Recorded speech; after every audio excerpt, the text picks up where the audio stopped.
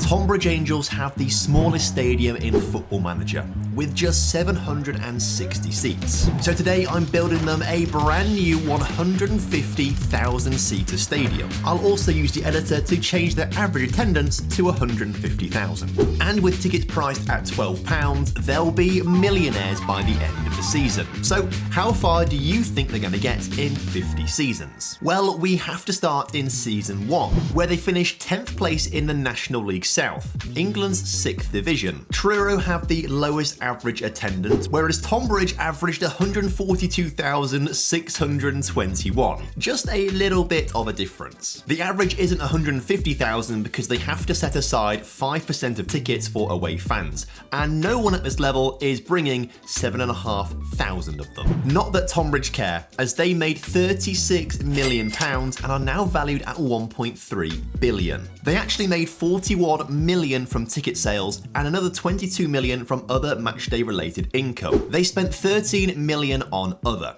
which are things like advertising and supplies. So they are buying some very expensive printer paper. Adding in tax and all the matchday staff, the club spent around 25 million and just over £500,000 on player wages, which I fully expect to skyrocket next season, although it only rises to £779,000 as they drop to 12th in the table. That wasn't meant to happen. So it turns out the game is trying to auto-balance Tonbridge, as a team at this level isn't meant to have 150,000 fans. As a result, this season attendances have plummeted and they only have 25 million in their bank accounts. So it was probably sensible they didn't spend a single penny on transfer fees this season. I'll make sure to come back every single season to reset their attendance figures in the editor to make sure they always have 150,000 fans. Despite that, Tonbridge didn't actually get promoted until Season 5, where they finally won the playoffs, beating Dartford 2-1 in the final. I can't believe it's taken them this long. Tonbridge have used some of their money to improve their training and youth facilities, which has helped attract young striker Josh O'Donnell to the club, who did a great job as he won the league's Golden Boot. His potential ability of 131 is good enough to be a championship player,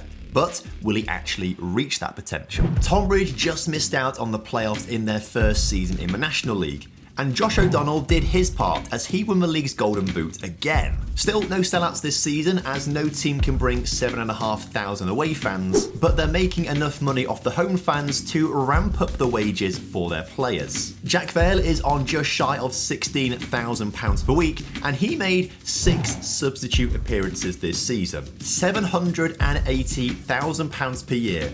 For that. We have to wait until 2031 and Season 8 to see Tonbridge promoted up to the Football League. The boy Josh O'Donnell scored a goal in the playoff final against Woking to help them up. This season, he's only the joint top scorer in the league. He becomes the club captain for their first season in League 2, where they narrowly miss out on back-to-back promotions, losing to Burton Albion in the playoff final on penalties. Despite being captain, Josh only played 4 games this season, which seems incredibly harsh given he got 3 goals in that time. But my favourite thing about him is that he's earning £1,700 a week, whilst the club's greedy top earner is on £33,000 a week. Tonbridge could easily pay him more with their £134 million in the bank account, but Josh is a humble man. Somehow this video is turning into a love letter for a reject, especially as the following season he sold to Chesterfield after scoring 101 goals in 216 appearances in all competitions for the club. Josh, we salute you.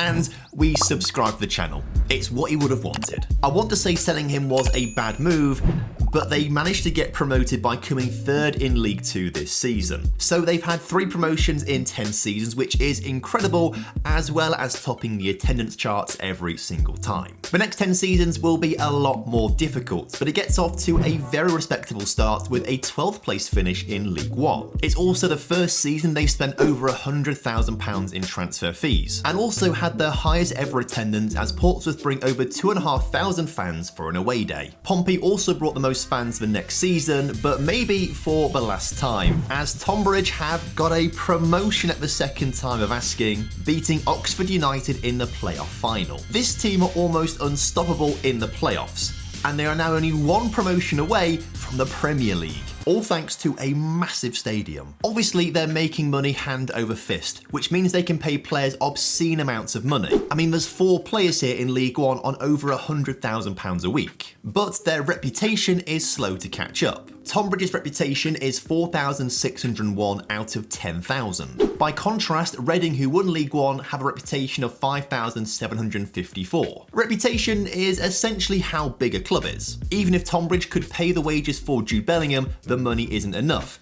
If Reading came in and offered him a contract on less money, he'd rather go to Reading because they are the bigger club. I don't think that's a sentence anyone watching this video was expecting to hear. The point is, Tonbridge haven't been able to attract the very best players at this level because their reputation is much lower. Now, the money will help some players overlook the reputation, but for the most part, I think at least 50% of their success is down to just great management and running of the club. However, the Championship is a different ballpark. Despite being one of the richest clubs there, their lack of reputation and power to sign good enough players for the Championship means they get relegated immediately. So I think we might see Tonbridge bouncing between the Championship and League One for quite a few seasons. So I'm going to skip forward to 2043, season 20, where Tonbridge have just lost in the Championship playoff semi-finals. After getting relegated, it took 2 years for them to get back to the Championship, where they have settled as a stable club, and this season was their first year for a real promotion push. Obviously, they are still dominating the attendance charts, but they aren't spending a hugely unreasonable amount on wages for the Championship. However, they are on the edge financially,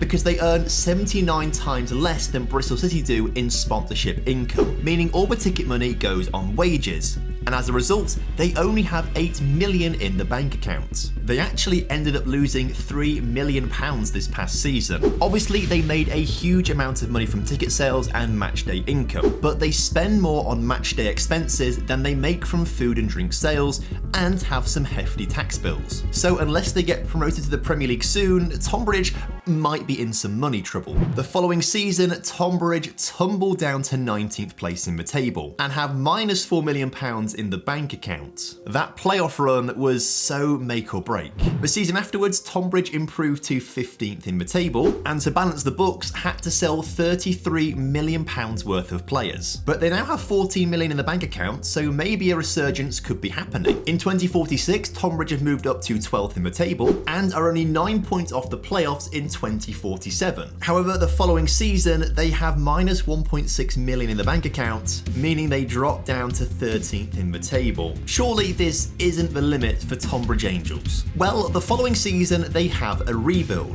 They sell £57 million worth of players and bring in £37 million worth. And somehow, this worked. They went from 13th to title winners of the Championship. Tonbridge are going to the Premier League. Adjusting to the Championship was always going to be difficult, but adjusting to the Premier League will be even harder. So hard, in fact, they find themselves being relegated in the first season, 9 points from safety. Also, you might have seen Forest winning the title and think that's a bit strange. Well, actually, in this universe, it is very normal. They've also gone on to win their 3rd European Cup. Back to the main story though, there is one good thing about this season, and that's the fact that Tonbridge finally had their first sellout when they lost 4-1 to Arsenal on the opening day of the season. However, despite the Premier League money boosting the club's coffers, they just dropped backwards in the next 4 seasons in the Championship, until in season 5 they come 5th in the league and end up winning the playoff final, beating Brighton 1-0. Striker Mark O'Neill was the man scoring goals, getting 23 in 40 league games.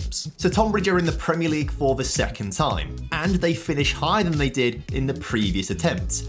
However, it was only 1 place higher, and they are still getting relegated on goal difference. Mark O'Neill's 14 league goals weren't quite enough for safety. This time, they don't have quite as much money from their Premier League escapades, so if they don't get back promoted immediately, it could be a disaster. Luckily, they are going straight back up, as they finished 4th and won the playoffs on a penalty shootout, with of course Mark O'Neill getting on the score sheet for the 21st time this season. And as they always say, 3rd time is a charm, as Tonbridge finish in a magnificent 10th place in the table, with Mark O'Neill scoring 13 league goals. And so by 2063, season 30, Tonbridge have just finished in 9th place in their 6th Premier League season in a row.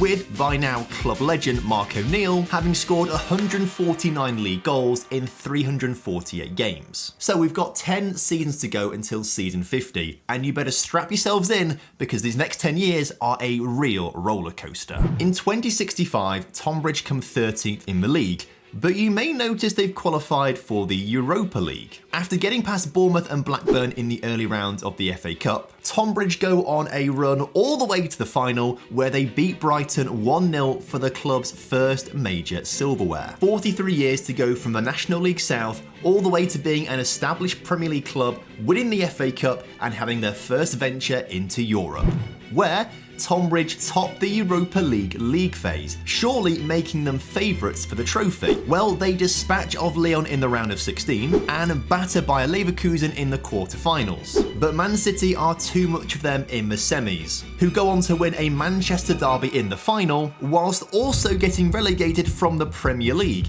meaning they'll be in next season's Champions League, whilst also being in the Championship. But Tonbridge finish in 11th place after that first successful season in Europe. They're on a high and surely nothing can go wrong now.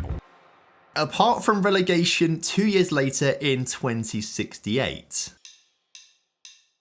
But don't worry, they got promoted next season by winning the playoffs, beating Wigan 3-1 in the final. That promotion propelled them to a second piece of silverware, the League Cup, where they beat Middlesbrough in the final in extra time to qualify for the Europa Conference League. However, they'll be playing in the Championship at the same time as they got relegated alongside Man City and Peterborough, which is the most out-of-context Premier League relegation zone possible. So can Tonbridge pull off the impossible? Well, the Championship side topped the league phase to reach the round of 16, where they beat Swiss side St. Gallen. In the quarters, they beat Nice, before sliding past Werder Bremen to play SK Austria Klagenfurt in the final, which they go on to win just 2-1 in extra time. Tonbridge are champions of Europe. Third-rate competition. I know it's the Europa Conference League, it's not the Champions League, but look, they've won something, it's amazing. Let's be happy. They also did the double because they also won the Championship title as well, meaning they're in the Premier League next season. They're also back in the Europa League where they finished in 8th place to go straight through to the round of 16. Here they just managed to beat PAOK from Greece, but Sevilla proved to be too strong in the quarter-finals. Tonbridge also narrowly avoid relegation in the Premier League, and in season 50, the final season, we see them improve to 15th place. So clearly, Tonbridge's fortunes have been completely turned around by giving them a 150,000-seater stadium and 150,000 loyal fans who turn out every single week. But I think we can call this a success. Now, I know a lot of you will be asking me to go further with Tonbridge. We've just seen them have the most successful decade of their history. I thought the exact same, so I carried on simulating to season 100, where they spent 50 years as a yo-yo club between the Championship and Premier League and didn't win a single further competition. Maybe huge stadiums aren't quite everything. But what's more useful, a huge stadium or a lump sum of £1 billion? Well, I gave every National League side £1 billion, but could they do better than Tonbridge did? Find out in this video on screen right now.